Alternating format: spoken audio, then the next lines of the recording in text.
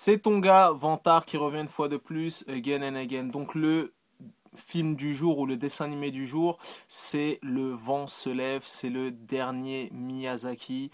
Et vous savez tous que chaque Miyazaki est un événement. Tu vois ce que je veux dire? C'est inratable. Avant même de savoir s'il est bon ou pas, c'est inratable.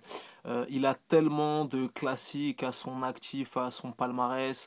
Porco Rosso, Princesse Mononoke, Château ambulant, Château dans le ciel, Ponyo et j'en passe et des meilleurs. Le mec est actif depuis les années 80. Ce film en question, c'est son dernier film, c'est son ultime chef-d'œuvre. Il tire sa révérence, il prend sa retraite, il a plus de 70 ans et bon, il va nous manquer.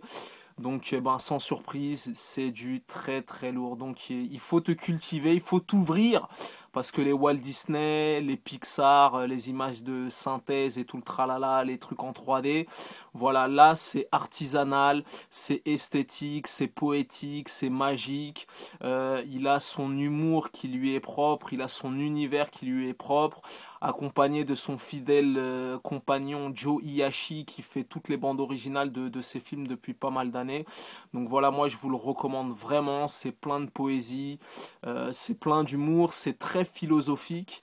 Voilà, et voilà, c'est à peu près tout ce que je voulais dire. Donc, le seul point négatif, c'est que malheureusement, pour les plus jeunes, le film se joue exclusivement en version originale sous-titrée. Je crois que dans toute l'île de France et dans toute la France, il n'y a qu'une salle où il le joue en français. Donc, pour les plus jeunes, voilà. Et Miyazaki tire sa révérence. Donc, comptez sur moi quand il sortira le méga coffret collector avec toute la rétrospective de tous ces trucs. Je serai l'un des premiers à l'acheter, donc foncez-y, c'est du très très lourd comme d'hab.